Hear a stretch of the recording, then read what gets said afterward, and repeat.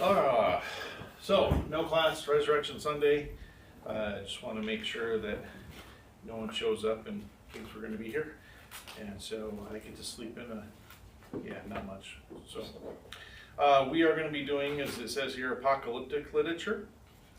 The definition of apocalyptic literature, first, just the word, as I said in, I think, the sermon last week or the week before, it just means revelation. It means that, and it typically is going to involve a visual revelation. So a dream, vision, something to that effect.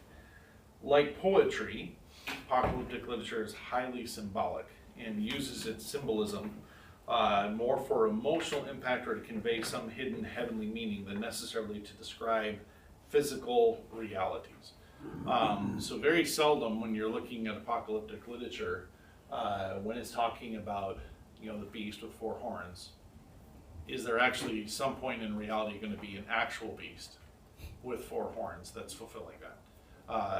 Instead, like for instance, the emotional reality, one of the things we're going to see at the end is the possibility, because as I talk about Revelation, everyone's going to have a strong opinion about what it would be, or maybe not a strong opinion, but there's many opinions. But the dragon in chapter 12, with the heads and the horns, there's that possibility that's actually being used to refer to the Hasmonean dynasty, which emotionally the Jew would have sat down and said, well, that's Judea, that's us. But then to have that being portrayed as a dragon would have been an opposite of saying, actually, no, this was contrary, because it is that, in essence, that group of rulers and that the end of that line of ruling that was who crucified Christ, and things like that. And so it's like, is that what's being brought out? But when I say the emotional side is, it's like, you don't see it as that, but it is that. And so it helps to convey and see things from the heavens perspective with the same emotions. It's a highly visual genre where much of the content is seen and described and periodically explained. It is often easy to identify due to the presence of angelic mediators who guide the author explaining different aspects of the vision, which is similar to why, in Zechariah right now, the first half of Zechariah is this dream that he's had, and there's this angel that speaks to him, and that's, he's unpacking things, and Zechariah's asking, what am I seeing? What am I seeing? When he sees the horses that are going around, it's like, is there literally horses? Does God say, I use these color horses to go search the whole world? Or is that conveying something else that is there? Now, one thing with the apocalyptic literature and how often, like John is said to be conveying things in the book of Revelation, a lot of people kind of see it as he's being shown the future. And in reality, there's a couple reasons why I don't hold to that, not just because of my other theological dispositions of not being dispensational or futuristic with Revelation to the extent that many are, but also because I don't believe, my view of time. The future doesn't exist somewhere to go and be shown it. So that kind of factors into my view that I'm about to share. But the way that I understand apocalyptic literature is as if, they're creating a divine skit or a divine, here's a video of images that aren't, this is, not real things that you're looking at. They're not seeing the future. Rather, they're seeing a skit played out and things happening that portray what's happening in the future in certain ways. And so, for instance, some that would say like, oh, the grasshoppers or the locust with the faces of men. So, oh, that was his best approach at describing Apache helicopters. It's like, he wasn't looking at Apache helicopters. He was looking at locusts with the faces of men with these things. That's honestly what he's seeing. And so in that sense, the caution with how we see these visions, not as actually looking into the future, but rather as portraying things in the future. Main place you're going to find this is Daniel, Ezekiel, Zechariah, and the book of Revelation. There may be a few visions and such elsewhere, but really most of it is going to be in these four books. Okay, doing just a question. Yeah. Like in the Revelation, a lot, sometimes John will say like, "I saw something like," and he's trying his best to use that descriptive language to say what he's seen. Mm-hmm. And I've heard some say he's so familiar with like the Old Testament that he's thinking through, and oh, this is kind of what Ezekiel, Daniel's like, and so he kind of is trying intentionally to reference back to that. And I've heard others say no, it's just he's seen what he sees, and it's just God is choosing to present things that were obviously very similar to Daniel and Ezekiel, and it's actually he's just seeing what he sees. Do you have a thought of one way or the other? It might just be six, one half dozen the other. Yeah, whether he's actually like there's no real way to know. I definitely lean more toward the latter, where John is just recording what he sees, and God is the one who's creating the allusions to the Old Testament through what he's portraying to him. Okay. And so it's not like he sees coming out of the throne Jesus, and John decides to say, I saw one like a lamb having been slain, and then the Lion of Judah. He's seeing those things. God's providing symbolism, not John. Okay. So finding the meaning in apocalyptic literature, knowing the Old Testament well, but also knowing, for the books that are already in the Old Testament, knowing the history and the fullness of the Old Testament to be able to do that. When it comes to Revelation, it's vital to know the apocalyptic parts of the Old Testament, because many of them have already been fulfilled, and the way that they're fulfilled provide a pattern for us to understand what we're seeing in the book of Revelation. So if it was a horn in Daniel and a horn in Zechariah, it's probably going to be a horn in Revelation, and actually that works out quite well when you start using it that way.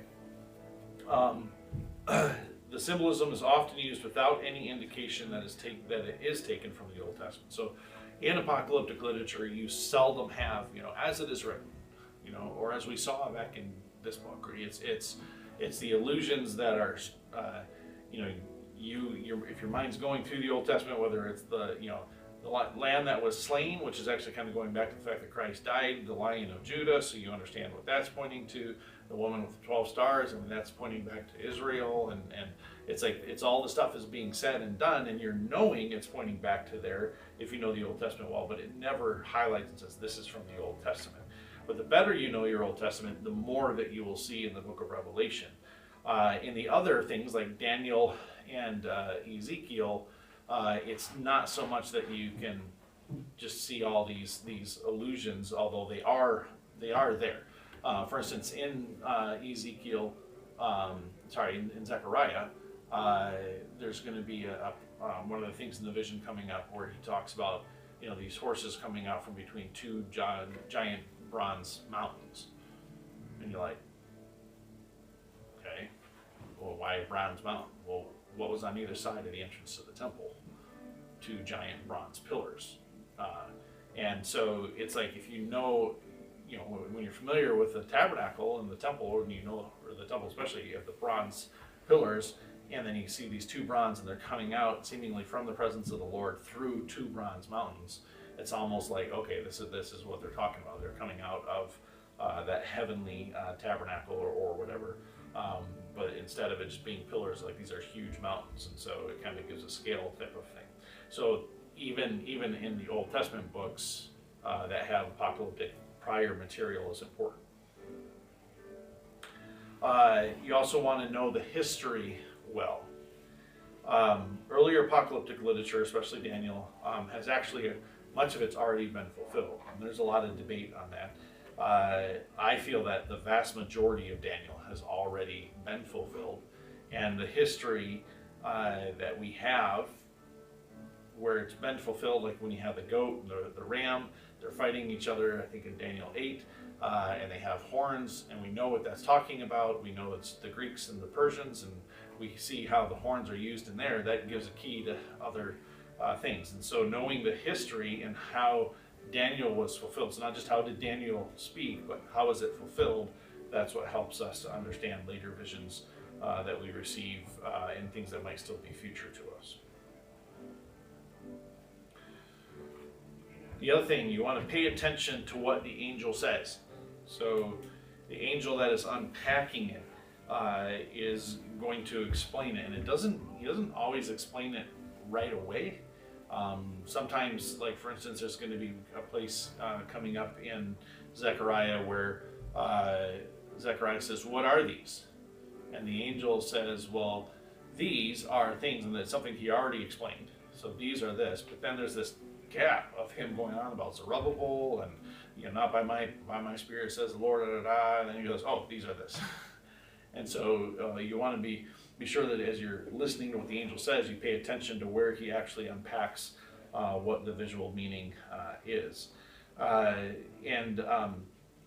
These meanings still require some knowledge of the above to fully understand. So when the angel still explains what they are, you still have to know some of the rest of the history and stuff behind it. So for instance, last week's sermon, when it says these are the 4 craftsmen, and these are the 4 nations that scatter Judah, these are the 4 craftsmen that are going to strike fear in their hearts. A lot of people, in fact, almost all the commentaries that I read said, these 4 are, Persia, Greece, Babylon, and Assyria, or get rid of Assyria and add Rome. So the problem is that with those 4 nations, there's a lot of issues with what's being said. They didn't all scatter Israel. The idea of the craftsmen scaring them, it doesn't fit, and all those empires are already gone now. So the idea of well, is something still future that we haven't figured out? It's like no, they were already destroyed, and so. But if you observe, the 4, and you look at Ezra and Nehemiah and what's going on, you begin to see no, these 4 nations could be the more local nations, and then the craftsmen fit, and so on and so forth. But a lot of people are not familiar with that nearer history. Closer to what Judah is, what were the Samaritans doing? The large 4 empires is the low-hanging fruit, easy to grab at and just go. But the more familiar you are with the history, the angel explains these are the 4 nations that did this, and then these are the 4 craftsmen that will come to scare them. You can go, if you're familiar with the history, what I'll say is this: when you're familiar with the history from the first return to the return with Nehemiah, you would automatically, I feel, you read that and your first gut thing is, oh, that's the Samaritans, and that's this, and that's these 4 guys. So I feel the more you know the history well, even when the angel explains something, it helps you grasp what the angel is saying better.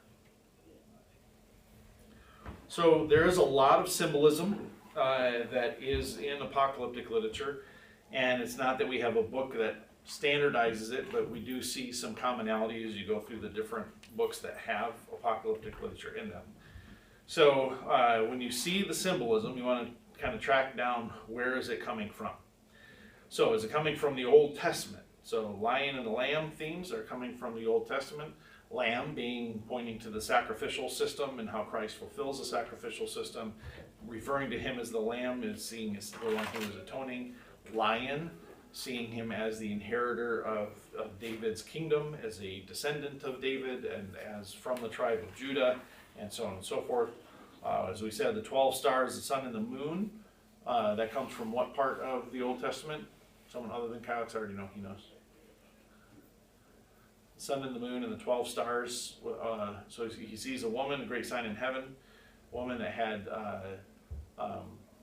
sun and the moon and the 12 stars, like a crown and such like that. What is that pointing to? Anyone else? No? Okay, Kyle, go ahead. Israel. Why? Joseph's dream in Genesis. Right, Joseph's dream. So he has the dream where there are the 12 stars and the sun and the moon, and they all bow to him, to his star. And so, but it's pointing back to that, so we identify the woman with Israel.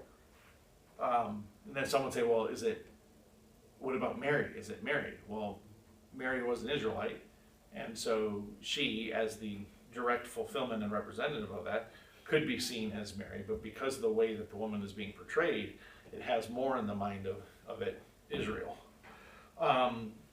The other thing is, with the Old Testament, is Daniel is often the key to Revelation, because Daniel has visions very similar to what you're seeing in Revelation with the beast and the horns and stuff like that.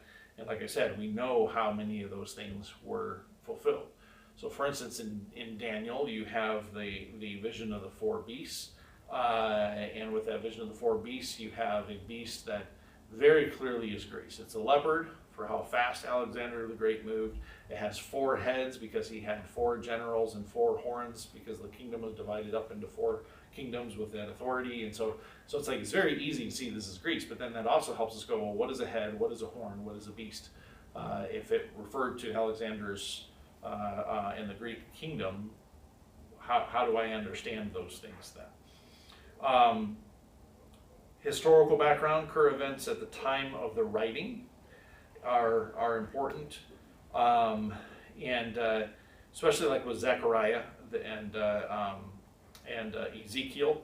A lot of the apocalyptic stuff there is taking from what's going on at the current time. Also somewhat with the book of Revelation, just because of what's happening with the 7 churches and such. There's some symbolism that's going to come from that. And when prior events known to the readers that are similar in nature to the revealed event. So when you have the people in the 7 churches that are receiving this revelation through John, that there are things that are happening that are similar to what they're experiencing. So for instance, and I believe I have an example of this later on, but when it refers to a woman sitting upon a hill, sitting upon 7 hills, we might sit there and like, oh, I guess is it this? Is it this? Who is this?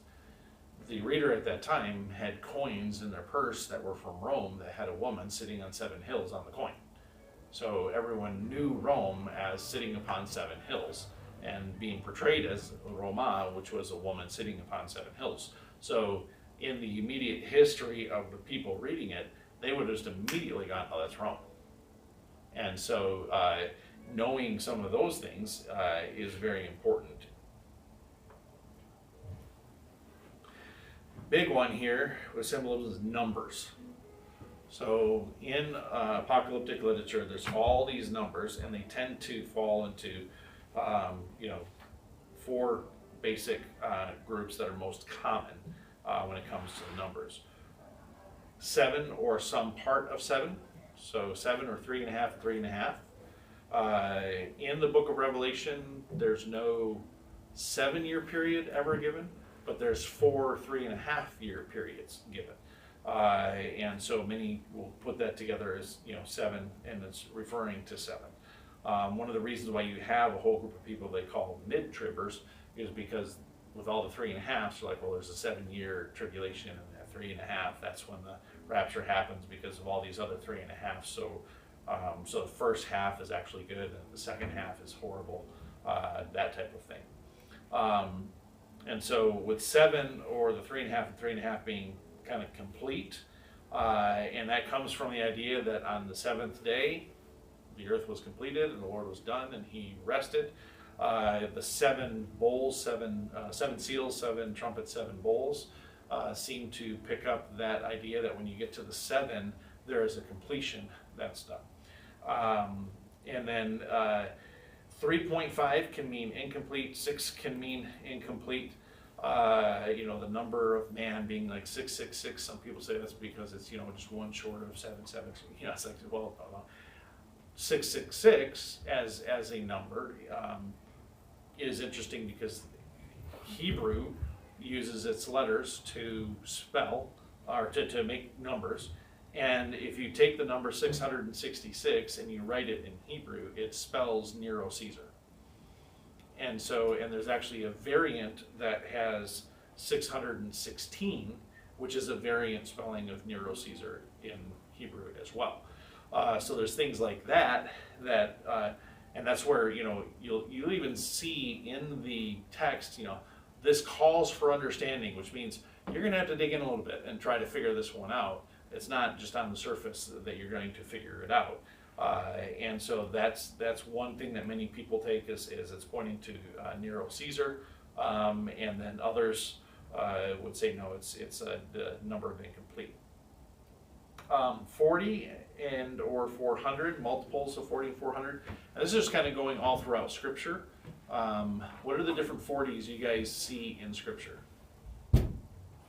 40 years. So 40 years in the desert.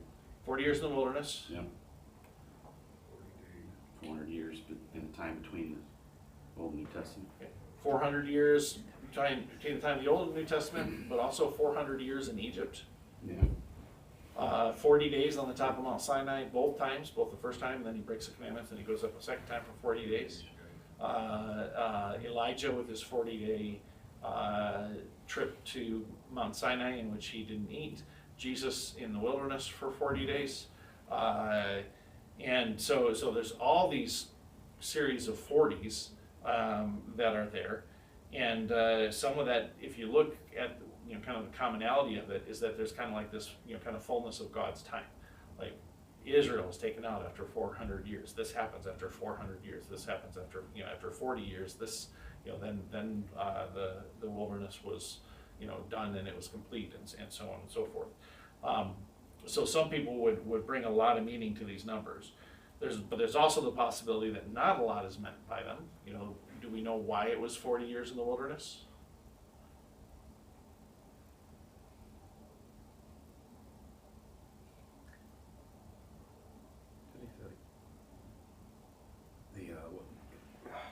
Something about whatever the Amorites was not yet full or something like that.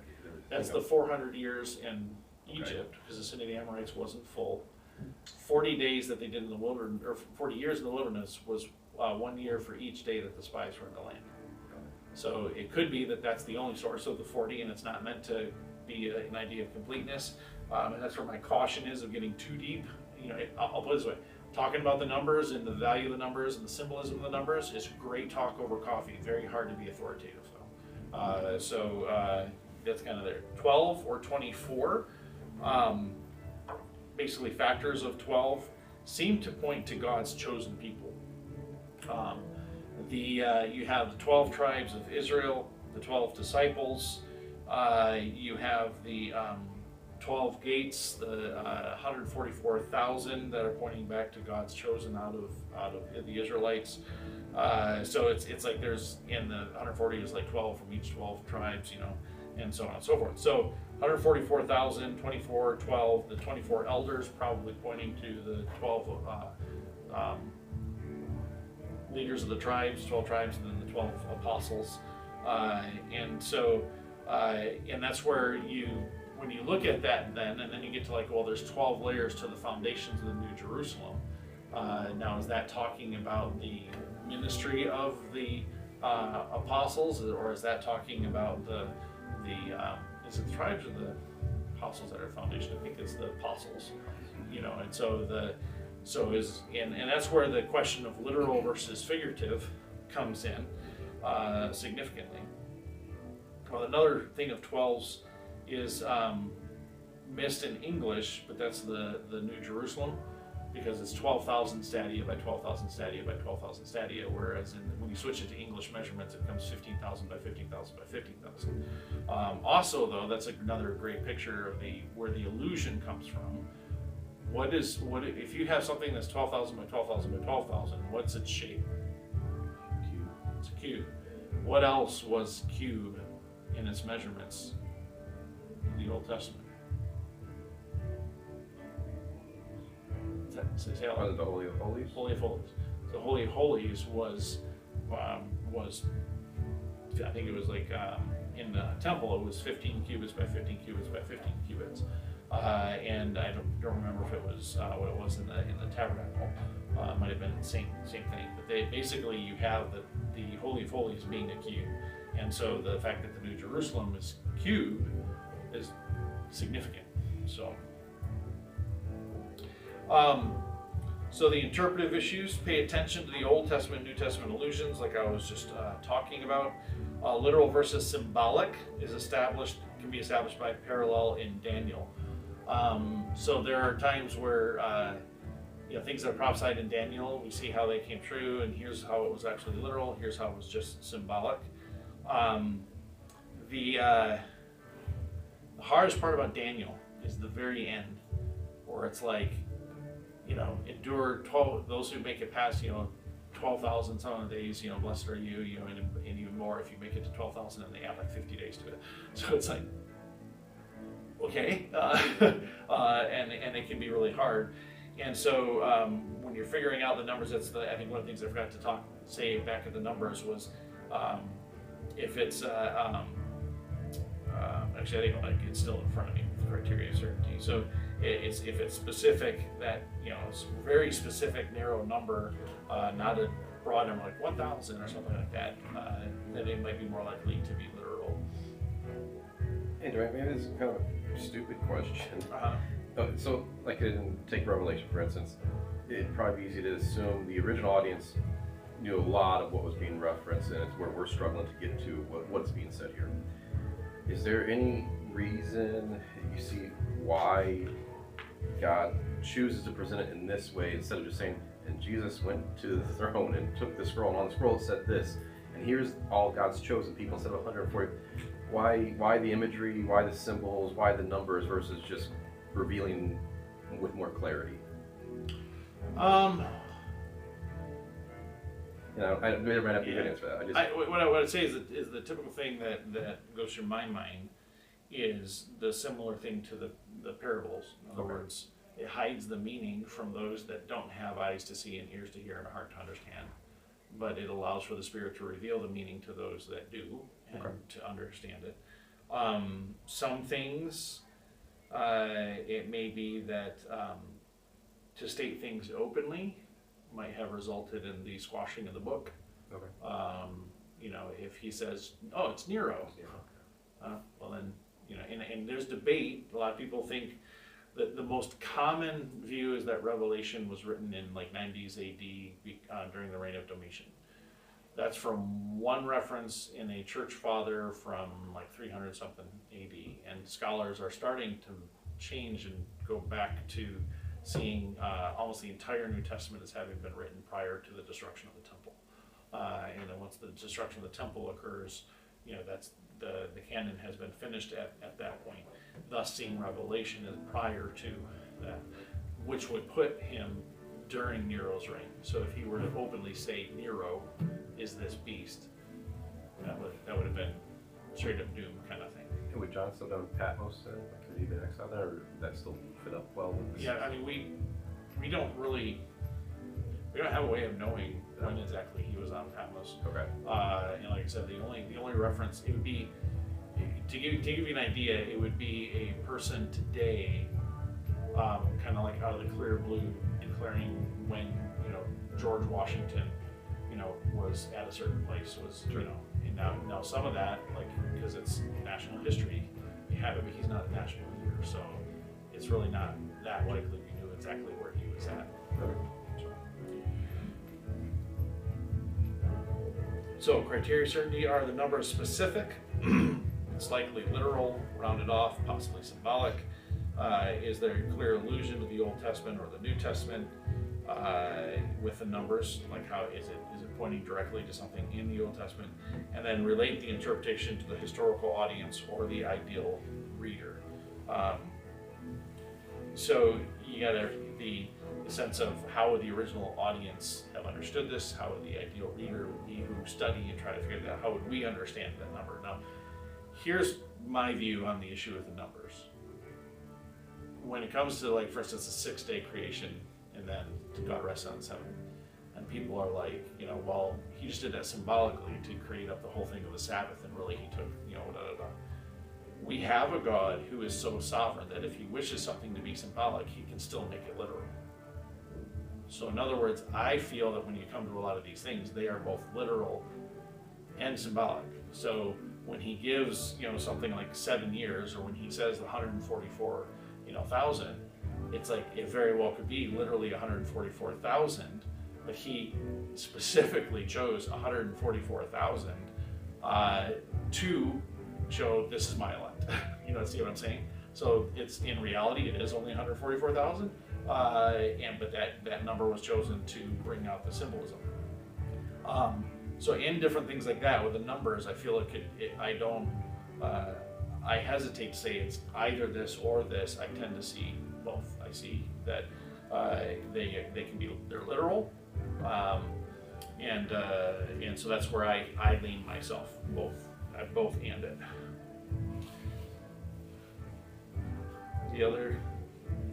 So which layer? So now we're on the next thing with the most apocalyptic visions come with at least 3 layers. Some may have 4. Revelation, I think, gets to 4 once in a great while. But understanding what layer you're in also helps you understand kind of what you might be seeing. So the first layer is what we call the real-time seer. So that's John on the island of Patmos. That's Ezekiel on the banks of the Ulai River. That's Daniel in his upper room. That's him. That's where he's at, and it says this is what he's doing and what's going on. Vision level 1 is the appearance of the heavenly entities. So there's typically a heavenly narrator. John's caught up into the throne room of God. And John, while he's on the island of Patmos, first has the vision of Christ, where he gives the letters. And so that could almost be level 1. So the first level is him seeing Christ, walking amongst the 7 lampstands, seeing all the things with the church. Then he's caught up into heaven, which might be like vision level 2. And then there's a vision level 3 when he gets to seeing the things they say, come and see, come and see. And so basically vision level 1 is the first time that you're seeing a clear heavenly vision being portrayed. Ezekiel looks up and he sees the wheel within the wheel, the great sea of glass, and things like that. Daniel is standing there and there's an angel on the side. So there's things, that's vision level 1. Vision level 2 is kind of like the vision within the vision, where you're now taken to. So he's in the throne room of God, but then now John is being shown things that are happening elsewhere, and so then like he's shown the 4 horsemen of the apocalypse. Daniel sees the 4 beasts, and he's looking at that. So he's in heaven. He's with the angel. But then now he starts to see things, and the angel's explaining that. So the thing he's seeing that the angel is explaining, so the angel is like vision level 1, and then vision level 2 is what he's seeing and what's being explained. So, you'll see within an apocalyptic thing, you'll have the real-time seer, vision level 1, and it'll go up back and forth between vision level 1 and vision level 2. Now, to me, when you're doing that, vision level 1, where you're in the heavenly realm talking to an angel, Daniel, Ezekiel, Zechariah, or John are actually talking to an angel. So there is this sense of it being very, very real and actual. And so they're caught up in the spirit, so it's not maybe not John's body or Daniel's body or something like that, but they are spiritually in that realm of heaven. And that realm is an actual place, and they are interacting with the angel. Vision level 2, when it says, come, I will show you this, or come and see, go see this, look, and I looked and I saw, it indicates there's something else there. That vision level 2, I would say, does not have the same level of actuality to it. The vision level 2 is something that's just been made to portray to him something so that he sees it using the symbolism, such that even the author themselves may be looking at that symbolism and not fully understand it. And that's where it says in Peter that the prophets of old longed to look into, what the times and the seasons and what was going to happen, but it was revealed to them that they were given that to serve us. And so likewise, when John and them are seeing that, they're being given that vision to serve those that would come after them, not necessarily that they fully understand it even themselves. So it's possible that John is looking at some of these things and not getting it either. And instead, it is something that once it is fulfilled, just like the prophets, once Christ fulfilled the prophecies, that's what it was talking about. But when they tried to predict it ahead of time and figure it out ahead of time, they couldn't, and they got it wrong, and that's why some of them rejected the Messiah. And so that's why a lot of the stuff is being given so that, and this is my other answer to your question of apocalypse, why would God use this, is because he doesn't want us to know all the future. He doesn't want us to figure it out. He wants us to know that we win in the end, but it's being portrayed in such a way that when we get to that point and look back, we will see his sovereignty and it happened just the way he said. But looking forward, we can't tell. We don't know what it is, and it's hidden from us in that way. When you say like reality, like in visual level one, so there's a spiritual reality, he's caught up, he's kind of interacting present in that level, whereas two, he'd be looking and viewing, not really in part of it. But it doesn't take away the idea that obviously there's still like the symbolism, like the 24 elders. That's Right. not the real throne room. That's not what we're going to see Right. there. God is still using symbolism in that reality of a level one vision, correct? Right. Like you're not saying like this. There's literal 24. There's literal sea of glass. There's a literal, like that's just being portrayed in a symbolic nature. Right. Okay. And I guess kind of what it, this is a really cheap way to portray it, but it's like if I went in and I to your house, I'm like, hey, here, come with me, and I took you outside, and then I said, here, I'm going to show you this cartoon that I created, kind of thing. In other words, you're really talking to me, that's a real thing. But when I'm showing you the cartoon, it's not real. It's something I made to portray, to visually portray something to you, and so it's almost like a divine animation that John is seeing, that God is, but he's creatively made a story to portray Oh something. yeah, no, I understand that on like a level two. I mean like in a level one though, where he's not visually portraying like a skid or something to portray, but Right. like you have the angels around there, you have the 24 elders, you have the throne described in a certain way, and the rumbling Yes. of the thunders, all Yeah. that's still symbolic, and you think back to Yes. Sinai and other things there. Yeah, right? and that, yeah, so in visual, thank you, in visual vision level 1, you still have the symbolism because the spiritual beings are appearing to you in the way God wants them to appear to you with symbolism. So for instance, the angels with all those 6 wings and the eyes on the inside of the wings and stuff like that. Hate to be them in a sandstorm, but it's like the symbolism is still there because it's still a vision, not a physical reality. And so you're just seeing it as it is. And yet but there's there is a real entity behind what they are seeing. So here's our sample passage. We have a couple of things here. We'll see how much we can get through. So in the first year of Belshazzar, the king of Babylon, Daniel had a dream with visions in his mind as he was lying in his bed. He wrote down the dream, and here is the summary of his account. That is a huge, important statement. Here is a summary of his account. So he saw much more than what he is recounting. In my vision at night, I was watching, and suddenly the 4 winds of the heavens stirred up the great sea, and 4 huge beasts came up from the sea, each different from the other. The first was like a lion, but the eagle's wings, I continued watching until its wings were torn off, and it was lifted up from the ground and set on its feet like a man and given a human mind. Suddenly another beast appeared, and the second one that looked like a bear, and it was raised up on one side with 3 ribs in its mouth between its teeth. It was told, get up and gorge yourself on flesh.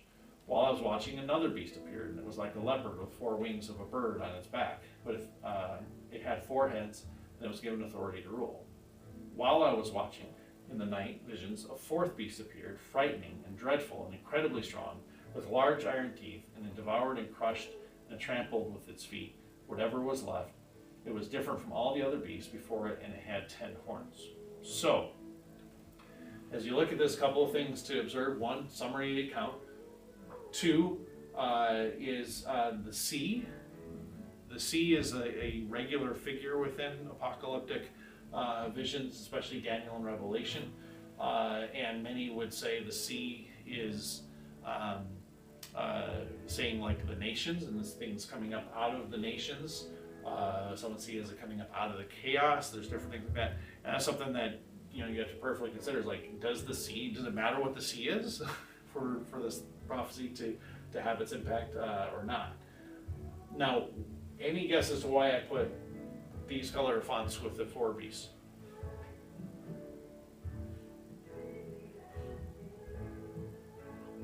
So this is where knowing the surrounding context becomes very helpful in Daniel. Daniel is unique in that there is a very clear chiasm in Daniel that Daniel himself highlighted by the language that he used. Chapter 1 is written in Aramaic. chapters 2 through 7 are written in Hebrew, and then 8 to the end is written in Aramaic. Now, if you look at Daniel, its natural division is chapter 6. So chapters 1 through 6 are the court of the king.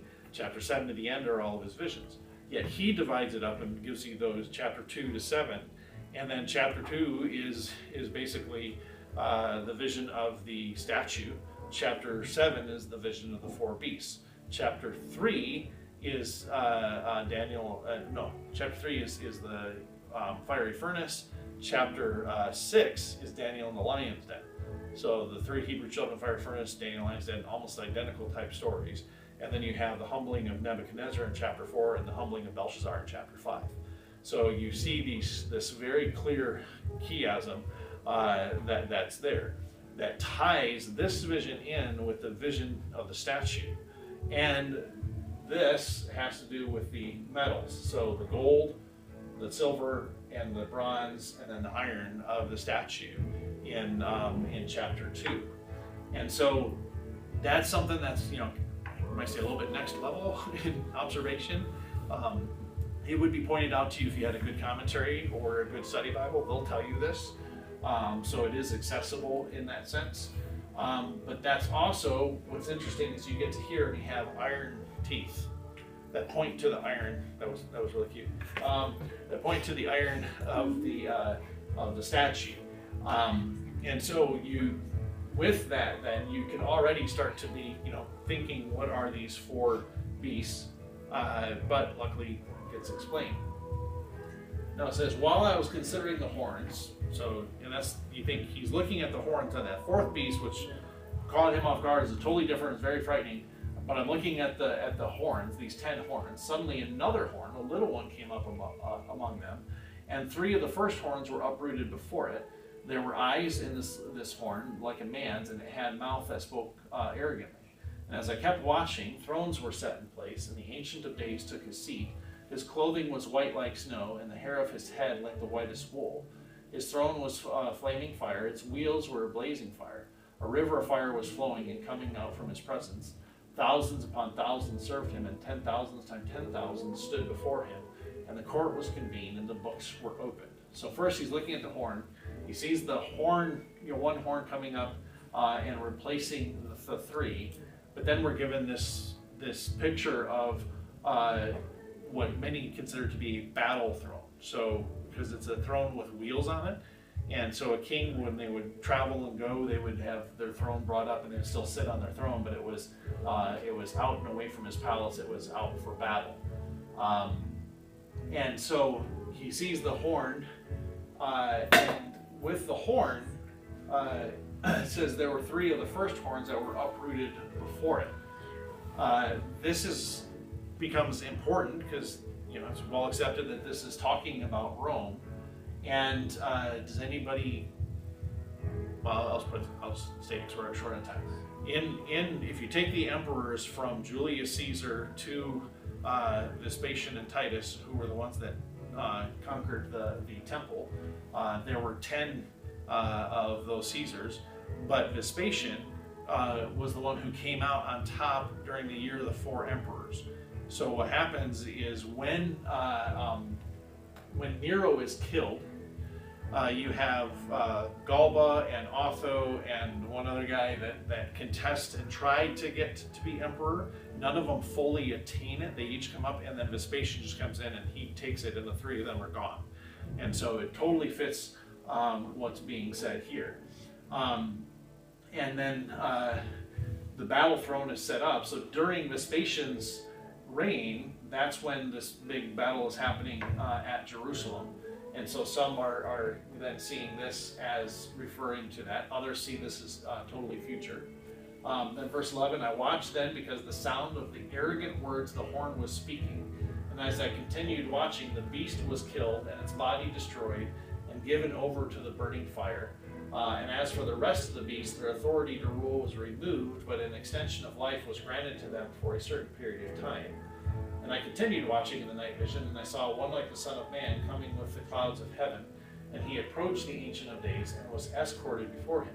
He was given authority to rule, and glory, and a kingdom, so that those of every people, nation, and language should serve him. His dominion is an everlasting dominion that will not pass away, and his kingdom is one that will not be destroyed. So, in reading this, who is the one that comes in like the Son of Man coming down the clouds of heaven? Who would that be referring to? Jesus. Good Sunday school answer. Right. So what I want you guys to catch here with the apocalyptic literature is it's not as worried about chronology and time. Okay? So if you have this, the river flowing out and God standing in judgment, a court was convened and the books were opened, and that could be referring to him like coming in judgment against Judah, even though it sounds like he's coming against the beast, but he's coming, it could be him coming against Judah, and that's the time that God is having that judgment. But then when he says, I watched in the sound of the arrogant words that the horn was speaking, and the beast was killed and its body destroyed and given over to burning fire. As for the rest of the beasts, their authority to rule is removed, and an extension of life was granted to them for a certain period of time. The other beast being Greece, and so on and so forth. But the interesting thing about that is only the fourth beast seems to be the one that's utterly conquered. And which of these empires does Christianity take total control of? Rome. And so there's this idea that some would say that this is referring to the fact that Christianity took over. And you're like, well, that's not immediate. That's like 300 years later. Yet apocalyptic literature is not as concerned about time. Now, some would just say, well, no, you're wrong, this is totally future. They might be right, that might be true, it's all totally future, but going totally future just means that it's really easy to explain, so you don't have to explain. It's like, well, we'll see when we get there. And the idea that all of this is totally future, to us even, and yet Daniel responds with being so upset he can't eat, doesn't seem right. And so that's part of the thing you have to explain if you take it as totally future. And when you see it fitting history so well with what we see, that makes it hard for me to go, yeah, this is all just totally future. And so when you have here is that basically when these four kingdoms come about, you get to Rome, what ends up happening is that's the time that God sits up in judgment and judges. And the question is he, who is he judging at that point? You automatically assume that it's talking about the beast, but catch that there's a separation. So he sat up and court was convened and the books were open. So he's sitting down, flaming wheels, this is judgment. And I watched, and then, because of the sounds of the arrogant words, the horn was speaking, I continued watching, the beast was killed and his body destroyed. This isn't, it's more of saying like during the time of the reign of this guy, that's when the judgment is going to come, which could be the destruction of Jerusalem. And then, hey, by the way, yes, this is destroyed, but the guy, the horn ends up also being conquered and taken over, and but the one who was like the Son of Man coming in the clouds in heaven, which Jesus straight up says, you will know when you see the Son of Man coming on the clouds of heaven. And he references this stuff himself, and he uses his favorite name for himself was the Son of Man. And so he's clearly pointing himself, to this type of thing. And so this is where you're pulling from the rest of the scripture, saying, okay, he's using Son of Man. So you even use what we know from the New Testament that would be fulfilling this. You bring, because there's no doubt that this is talking about Christ. There's not a debate. Maybe it's talking about Caesar. No, it's talking about Christ. And so you work through those things. And the caution is thinking, well, no, this and results in this, and so that can't be talking about this, because what did we read at the beginning? This is a summary of what he saw. He's just throwing out the basic things that need to be seen. Then here the very response he has, and whatever you think that passage meant or was talking about, you have to be able to explain Daniel's response to what he just saw. So as for me, Daniel, my spirit was deeply distressed within me, and the visions in my mind terrified me. Well, if the beasts are all going to be conquered and everything else, then there's going to be this reign. What's terrifying to him? Well, if he saw the judgment of God coming down on Jerusalem, and he saw that would terrify him, realizing that's the end of the Jews. And you're going to get to chapter 9 where he says 70 weeks are declared for your people, and so he's realizing through this vision that there's an end to that, to his people in that way, as is the end of the new covenant. And then it says, I approached one of those who were standing by and asked him the true meaning of all of this, so he let me know the interpretation of these huge beasts. 4 in number are 4 kings who will rise from the earth, but the holy ones of the Most High will receive the kingdom and possess it forever, yes, forever and ever. And so you can see how much time is summarized in just that statement. It says, then I wanted to know the true meaning of the 4th beast, the one with the different from all the others, extremely terrifying. Notice what it says here, with iron teeth and bronze claws. What would the bronze be pointing to? What was the bronze in the statue? You guys remember? I thought it was its guard on its legs. That was that skull. No, that's Revelation. So the legs were partly bronze, like the thighs I think were bronze, but that was Greece. So when you look at the idea of like Greco-Roman, is that what it's trying to imply by giving the 2 different things? Because we often refer to the Greco-Roman, time, the Greco-Roman culture type of thing. And is it different from all the other beasts because it's actually the culture that is the issue? That's something that you can ask as an observation question.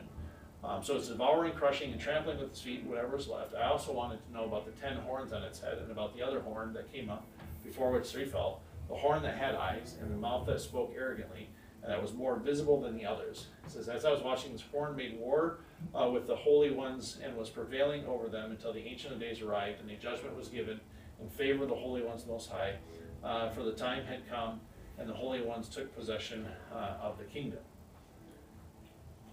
So what's going on here? Again, I'll share my interpretation, but that it's not authoritative.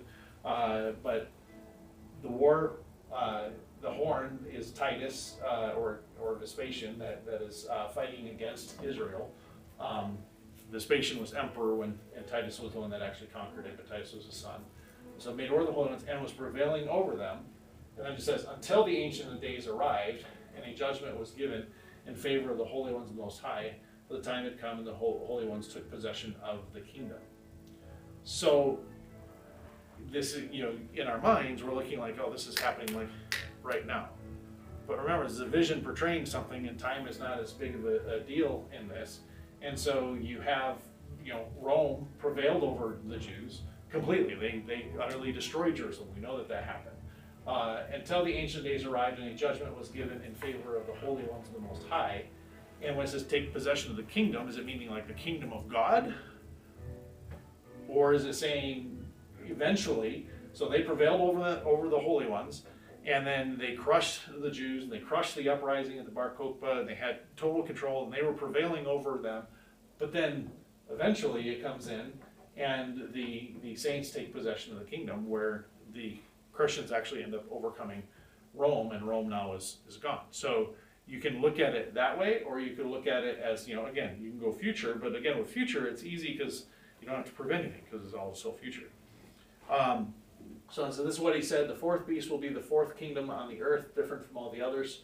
It will devour the whole earth and trample it down and crush it. The 10 horns are 10 kings who will rise up from this kingdom. Another different from the previous ones will rise after them and subdue 3 kings. He will speak words against the Most High and oppress the holy ones of the Most High. He will intend to change the religious festivals and the laws, and the holy ones will be handed over to him for a time, times and a half a time.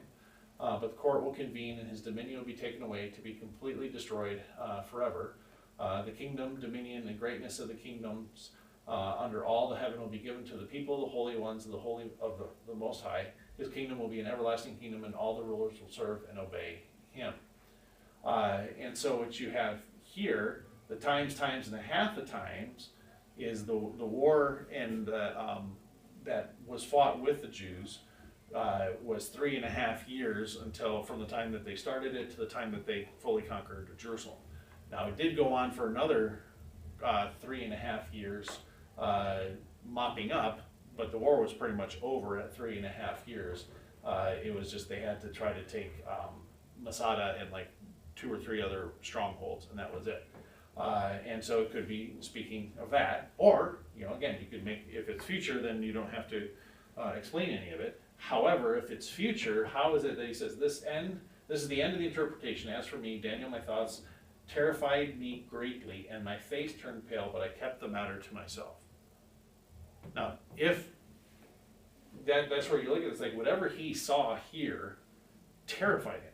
You think ending with, oh, the kingdom, the dominion, the greatness of the kingdoms under all the heaven will be given to the people, the Holy Ones will high, and this kingdom will be allowed. I'm like, yay! You get to the end and be like, woo, we win. But he saw something in here, it's a summary, but he saw something in here that terrified him. And so I feel that points to the fact that he saw the destruction of Jerusalem coming. He knew what that would mean. Yes, it was going to go out to all the other nations, and the kingdom was going to be opened up so Gentiles could be grafted in, and this ends up being fulfilled. But he still sees the utter destruction of Judea and Jerusalem and Israel being gone for all that time. And so that's why he still comes away with being terrified and his face being pale. Now, if people disagree, that's fine, but what I'm basically saying is we have to have an interpretation. And what I feel is I've come to a good interpretation if it fits this really well and it fits the reaction of Daniel and so on and so forth, then that's a decent interpretation. However, being authoritative is a whole nother issue. So there are, just real quick, the 4 approaches to Revelation, which also factor into some of the others. Preterist is that Revelation signifies the destruction of Jerusalem in 70 AD. Almost everything is already fulfilled in Revelation except for the very end. Historicist, Revelation signifies the whole of church history. Futurist, Revelation signifies events that follow the rapture of the church. Idealist, Revelation signifies the cosmic struggle between good and evil. This one is the one I'm not okay with myself. There are some that hold it. It's just the purpose of Revelation, everything else doesn't fit with this, and it clearly has kind of an end. These I feel are all understandable interpretations of it, and I go between these two here, which doesn't mean that none of it is future. It just means there's a lot that's allowed to be fulfilled in the history that's already occurred. And so that's kind of that. I do want to just show you this. I mentioned the woman, and then the dragon had 7 heads, 10 horns, swept down a third of the stars. This is the Hasmonean dynasty. Simon, Judas, and Jonathan were actual leaders within the family, but they did not attain any sort of royal authority. However, once you start seeing the purple, they had royal authority. So Hyrcanus, John Hyrcanus, Aristobulus, Alexander, Hyrcanus II, and Alexandra, actually, Salome, she ruled for a time as well. But if you go through that, what you see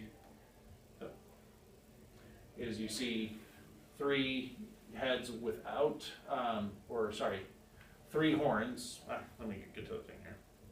So with the dragon, you have 7 heads, 10 horns, and 7 diadems. So the 7 heads with the diadems are the ones that were actually they would have a head, a horn, and a diadem because they were actually leaders and rulers and royal.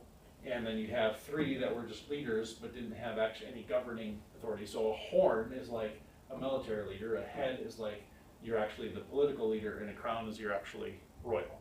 And so that becomes a way, and it would fit with that Hasmonean dynasty. And then when you go to the other beast with the horns, head, and crown, you have all of those achieving, both the leader, government, and royal. But Galba, Otho, and Vitellius, the 3 emperors during that reign of the 4 emperors, would not have a head. They were given actually the crown. They were crowned, but they didn't actually have the full authority over the whole empire. And so that actually fits very well. And this could go either, you start with Caesar, Julius Caesar, and end with Vespasian, or Augustus and end with Titus. And it might be better to go with Julius Caesar to Vespasian.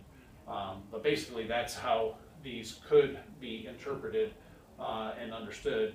And with that, Herod being the final thing of this, you'll notice that the dragon gives his authority to the beast. Herod handed over the kingdom to the Romans, and so it became a Roman government. And so this could be speaking specifically concerning Judea and not the whole world kind of thing. So those are options of how to understand it. Just wanted to throw that out. And I am at the end of my time for sure. So.